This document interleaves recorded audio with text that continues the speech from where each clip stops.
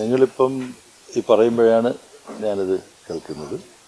ഇവിടുത്തെ CPM-ൻ്റെയും LDF-ൻ്റെയും കേരളത്തിലെ നേതൃത്വം ഉചിതമായ വിധത്തിൽ അതിനോട് പ്രതികരിക്കും. സംസ്ഥാന ഗവൺമെൻറ് ജനപക്ഷത്ത് നിൽക്കുന്ന ഒരു ഗവൺമെൻറ്റാണ്. അപ്പോൾ ആ നിലയിൽ പരാതികൾ ഉണ്ടാകാത്ത വിധത്തിൽ ഇത് കൈകാര്യം ചെയ്യാൻ സംസ്ഥാനത്തെ പോലീസ് വകുപ്പിന് കഴിയും എന്നാണ് ഞാൻ വിചാരിക്കുന്നത്.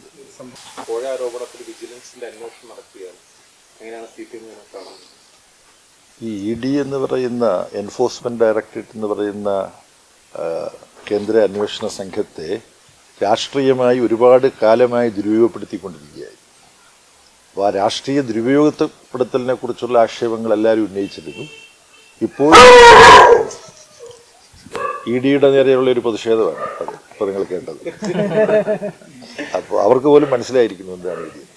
ഇപ്പോൾ അഴിമതി തടയാൻ കൂടി ഉദ്ദേശിക്കപ്പെട്ടുള്ള എൻഫോഴ്സ്മെന്റ് ഡയറക്ടറേറ്റ് തന്നെ അഴിമതിക്കാരാണ് എന്ന് വ്യക്തമാവുന്ന തെളിവുകളാണ് പുറത്തു വന്നിട്ടുള്ളത്. ചങ്ങലയ്ക്ക് ഭ്രാന്ത് പിടിക്കുക എന്ന് പറയുമല്ലോ, വേലി തന്നെ വിളവ് തിന്നുക എന്ന് പറയുമല്ലോ, ഏതാണ്ട് അതുപോലുള്ള ഒരു സ്ഥിതിവിശേഷമാണ് ഇപ്പോൾ ഉണ്ടായിരിക്കുന്നത്. എന്തായാലും അതിൻ്റെ അന്വേഷണം പുരോഗമിക്കട്ടെ, കൂടുതൽ വസ്തുതകൾ വരട്ടെ. ഇപ്പം ഒരു പ്രഥമ വിവര റിപ്പോർട്ട് മാത്രമാണ് നമ്മുടെ മുമ്പിലുള്ളത്. കൂടുതൽ വിവരങ്ങൾ വ്യക്തമാകുമ്പോൾ അതിനെക്കുറിച്ച് പറയാം. ഓക്കെ.